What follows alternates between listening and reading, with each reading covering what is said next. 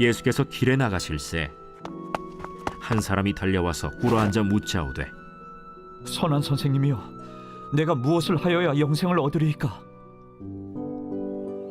네가 어찌하여 나를 선하다 일컫느냐? 하나님 한 분 외에는 선한 이가 없느니라. 네가 계명을 안 하니 살인하지 말라, 간음하지 말라, 도둑질하지 말라, 거짓 증언하지 말라, 속여 빼앗지 말라, 내 부모를 공경하라 하였느니라. 선생님이여, 이것은 내가 어려서부터 다 지켰나이다. 예수께서 그를 보시고 사랑하사 이르시되 네게 아직도 한 가지 부족한 것이 있으니 가서 네게 있는 것을 다 팔아 가난한 자들에게 주라. 그리하면 하늘에서 보화가 네게 있으리라. 그리고 와서 나를 따르라. 그 사람은 재물이 많은 고로 이 말씀으로 인하여 슬픈 기색을 띠고 근심하며 가니라. 예수께서 둘러보시고 제자들에게 이르시되 재물이 있는 자는 하나님의 나라에 들어가기가 심히 어렵도다. 제자들이 그 말씀에 놀라는지라.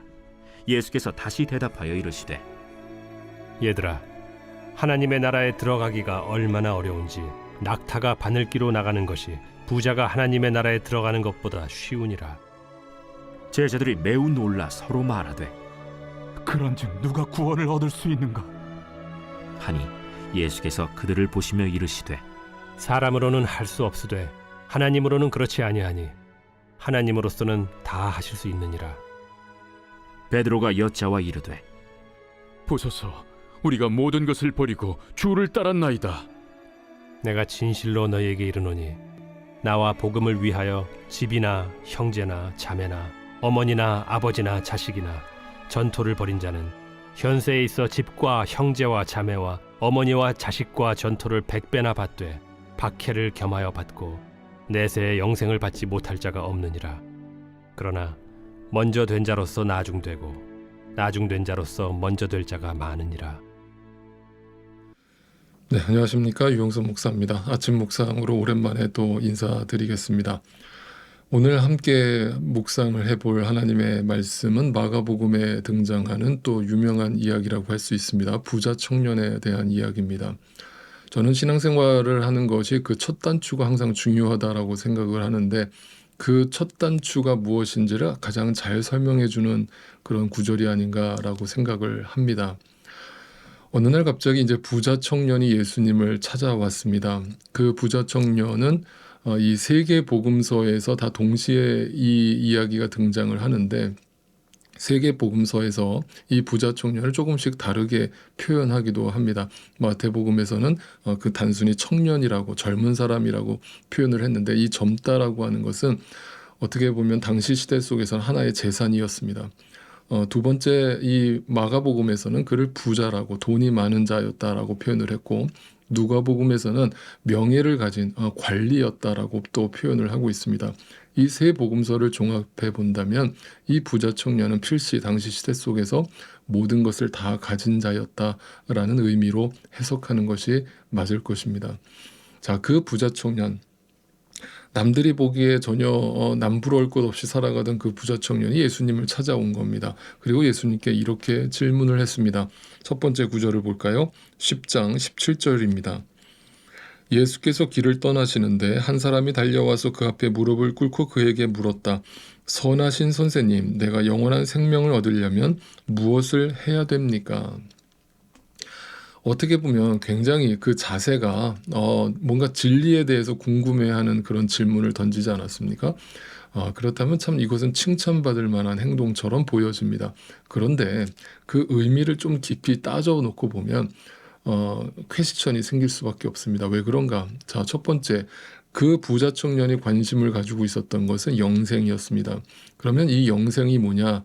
성경에는 이 영생이라는 단어가 굉장히 많이 등장하지만 이 부자 청년이 생각하고 있던 영생과 성경이 가르쳐주는 영생의 차이가 있었다는 것을 이해하실 필요가 있습니다. 왜 그런가?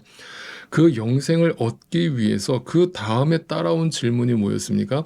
내가 무엇을 해야 됩니까? 이 말을 다른 말로 바꾸면 뭐예요? 행위를 나타내고 있죠. 다시 말하면 부자 청년은 내가 어떤 행위를 해야, 어떤 행동을 해야 그 영생이라는 걸 얻을 수 있습니까? 라면서 주님을 갖다가 예수님을 뭐라고 호칭을 했습니까? 선하신 분이라고 불렀어요. 이 말이 되게 또 칭찬할 만한 그런 말처럼 들리지만 따져놓고 보면 그렇지가 않아요. 왜 그런가? 그 선하다라는 것을 윤리도덕적으로 이해를 했던 것이죠. 그러니까 이 부자 청년의 마음속에는, 머릿속에는 선생이요, 내가 보니까 당신은 참 윤리도덕적으로 깨끗한 배울 점이 있는 분 같은데 내가 어떻게 하면 그 영생이라고 하는 것을 얻을 수 있습니까? 선하신 분이요, 내가 어떤 행위를 해야 됩니까? 라고 질문을 던진 것입니다. 그러니까 그 밑바탕에는 이 영생이라는 것을 성경이 가르쳐주는 하나님 나라로서의 어떤 진리의 의미로서 영생으로 이해한 것이 아니라 단지 수명의 연장으로서 뭔가 또 하나의 소유로서 이해를 하고 있었다라는 뜻이 되는 겁니다. 그러니까 이 청년의 그 밑바탕에는 또 다른 야망과 욕망이 밑바탕에 짙게 깔려 있었다라는 뜻이 됩니다. 그러니까 예수님은 그것을 바로 수정해 주시기 위해서 바로 다음 구절에서 이렇게 얘기하시죠. 예수께서 그에게 말씀하셨다. 어찌하여 너는 나를 선하다고 하느냐? 하나님 한 분밖에는 선한 분이 없다. 이 말을 오해하지 마세요. 지금 예수님이 나도 너하고 똑같은 죄인인데 어떻게 나를 선하다고 하느냐, 이런 뜻이 아닙니다. 다른 말로 얘기하면 그 부자 청년이 생각하는 선하다는 의미는 윤리도덕적으로 깨끗한, 그래서 그거는 내가 행위로서 노력하면 얻을 수 있는 것이라고 생각했던 거예요. 어떤 소유의 개념으로 이해했던 거죠. 그런데 예수님은 그 선함이란 윤리도덕적인 게 아니거든. 그 선한 것은 하나님으로부터만 오는 거야. 하나님으로부터만 오는 선이 뭡니까? 그게 구원이거든요. 그게 진리거든요. 그게 영생이거든요. 그게 믿음이거든요. 근데 부자 청년은 그게 나로부터 나올 수 있다라고 생각하고 예수님께 질문을 한 거예요.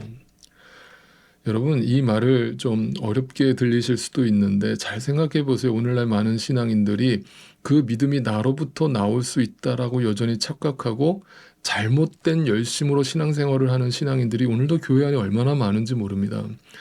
그 믿음과 열심은 절대 나로부터 나오지 않습니다. 선도 나에게서 나오지 않습니다. 그런데 그 부자 청년은 내가 할 수 있다라는 생각을 가지고 예수님께 질문을 던졌던 겁니다. 그러면서 예수님이 19절부터 10계명의 이야기를 하시면서 그래? 네 행위로서 그걸 얻을 수 있다고 생각하는 거지? 그래, 그러면 10계명 있지, 율법 있잖아. 그 율법을 잘 지키도록 해. 이렇게 얘기를 합니다. 그랬더니 부자 청년이 바로 뭐라고 응답을 합니까? 걱정하지 마세요. 제가 그거는 어려서부터 지금까지 저는 율법을 어긴 적이 없어요. 라면서 완벽하게 지켰다라고 말을 합니다. 여기서 어려서부터라고 하는 그 표현은요, 단지 어떤 소년 시절을 뜻하는 게 아니고 태어나면서부터라는 의미를 포함하고 있어요. 다시 말하면 이것은 로마서에서 사도 바울이 선언했던 모든 인간은 다 죄인이다라고 하는 그 사실을 전면으로 반박하는 겁니다. 다시 말하면 나는 율법을 태어나면서부터 잘 지켰기 때문에 나는 의인입니다. 나는 의인이니까 이거는 일단 제껴 놓으시고요. 저는 이건 다 이미 통과했고 다 수료했으니까 나는 여기에서 만족을 못하니까 영생이라는 것에 접근을 하고 싶거든요. 그건 어떻게 해야 얻을 수 있습니까? 라고 어떤 영생을 소유의 개념으로서 또 이해를 한 겁니다. 마치 진시황이 불로초를 찾아다닌 것처럼 수명의 연장으로서 영생을 이해하고 있었던 겁니다. 자, 그러니까 이제 예수님이 이렇게 일침을 놓으십니다. 본문 21절을 보세요. 예수께서 그를 눈여겨보시고 사랑스럽게 여기셨다. 잘 보세요. 사랑스럽게 여기셨다라는 이 말이 또 오해가 될 수 있어요. 지금 이 부자 청년은 자기 야망으로 욕망으로 가득하단 말이에요. 그런데 예수님이 사랑스럽게 여기셨다는 말의 표현이 뭐예요? 여러분, 이런 시선을 보시면 되겠죠. 어린아이가 뭣도 모르고 막 뭔가를 이렇게 자기 힘으로 해보겠다고 막 하는 걸 보면 어른의 입장에서 보면 저거 안 될 텐데 못 할 텐데 라는 게 뻔히 보일 때 그냥 흐뭇한 웃음을 짓고 뒷짐지고 쳐다볼 때가 있잖아요. 지금 예수님의 마음이 딱 그 마음이에요. 야, 너 그거 안 될 텐데, 너 그러다 또 넘어질 텐데, 실패할 텐데, 그래 어디 네 힘으로 한번 해봐. 그런데 있잖아, 내가 한 가지 팁을 줄게. 너에게 한 가지 부족한 게 있어. 이 한 가지 부족한 게 있다라는 말씀은 여러 가지 네가 다른 건 다 잘하는데 하나만 부족해 이 뜻이 아니고 너 첫 단추를 잘못 꼈어. 가장 중요한 걸 뭔가 놓치고 시작했어. 이렇게 얘기를 하는 거예요. 그러면서 뭐라고 얘기하세요? 네가 가진 거 다 팔아서 가난한 자들에게 나누어라. 자, 그럼 여기서 이제 또 중요한 질문을 던져요. 성경에서 말하는 부자란 무엇인가라고 하는 질문을 던져봐야 돼요. 만약에 성경에서 말하는 부자가 단지 돈이 많은 부자를 말하는 것이라면 오늘날 돈 많은 부자들은 교회 안에도 부자들이 많이 있지 않습니까? 그분들은 다 천국 못 가는 거죠. 아무리 예수님을 믿는다고 해도 돈이 많으면 천국 못 가는 거예요. 그 뜻이 아니라는 겁니다. 성경이 말하는 부자는요, 이런 뜻입니다. 나로 가득 찬 상태를 뜻해요. 나로 가득 차 있다라는 말의 뜻은요, 자 보세요. 선악과를 먹고 죄를 지은 인간은요, 자기 스스로가 하나님이 되었다고 그랬죠. 그죠? 그러니까 더 이상 나를 창조하신 창조주 하나님 따위는 더 이상 필요 없고 내 인생은 내가 살 테니까 내버려 두세요. 내가 할 수 있어요. 나 스스로 충분히 할 수 있어요. 그래서 위아더 월드를 선언한 거예요. 우리가 하나가 되면 하나님이라는 존재 없어도 우리는 얼마든지 행복해질 수 있어 라면서 문명을 탄생시킨 거예요. 그런데 그 결과가 뭐냐면 안 된다는 거잖아요. 우리는 절대 우리 스스로 천국을 만들어낼 수 없다라는 거잖아요. 그런데 나로 가득 찬 상태, 그게 부자예요.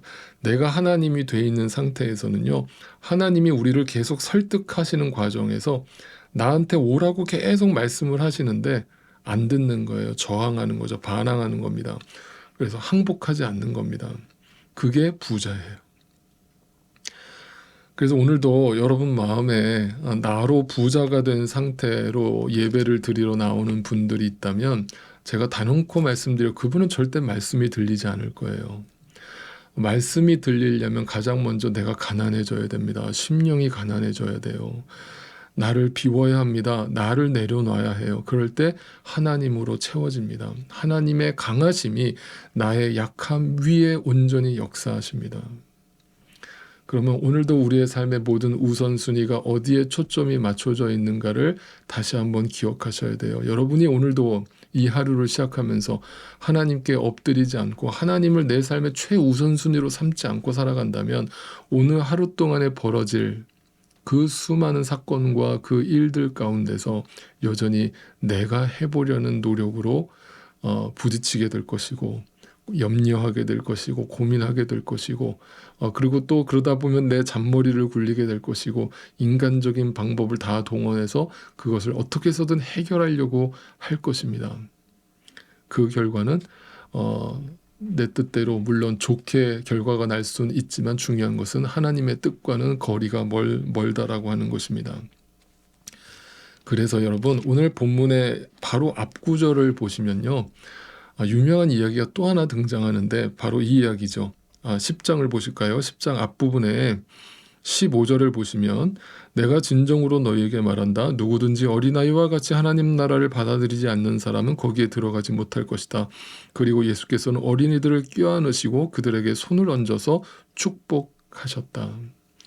여기서 어린아이라고 하는 것은 단지 나이가 어린 자를 뜻하는 것이 아니라 연약한 자를 의미하는 것입니다. 그 연약한 자를 축복하시는 예수님의 축복 이야기와 맞물려서 등장하는 것이 내가 할 수 있다라고 무장되어 있는 부자 청년의 이야기로 등장하는 것입니다. 그리고 그 부자 청년은 어린아이처럼 예수님께 나오지 않고 주님 저는 약해요. 저는 아무것도 할 수 없어요. 라면서 하나님께 항복하지 않고 여전히 나는 할 수 있어요. 나는 내가 가진 것을 포기하지 못해요. 라는 생각을 가지고 결국 예수님을 떠나갔던 것입니다. 사랑하는 성도 여러분, 오늘 여러분은 어느 쪽에 서 계십니까? 하나님의 강함입니까? 아니면 나의 강함입니까? 그것이 어떻게 나의 행위로 드러나고 있습니까? 하나님께 기도의 자리로 항복하고 굴복하고 있습니까? 말씀을 귀 기울여 경청하면서 그 말씀을 쫓아 살기 위해서 몸부림치고 계십니까? 부디 바라옵기는 우리 함께하는 교회 모든 성도님들, 이 영상을 시청하시는 모든 성도님들, 오늘도 하나님을 내 삶의 최우선순위로 삼고 그 하나님을 주인으로 삼고 그 주님 앞에 온전히 항복함으로 주님께서 나를 이끌어 가시는 그 은혜를 경험하게 되시기를 주님의 이름으로 축복합니다.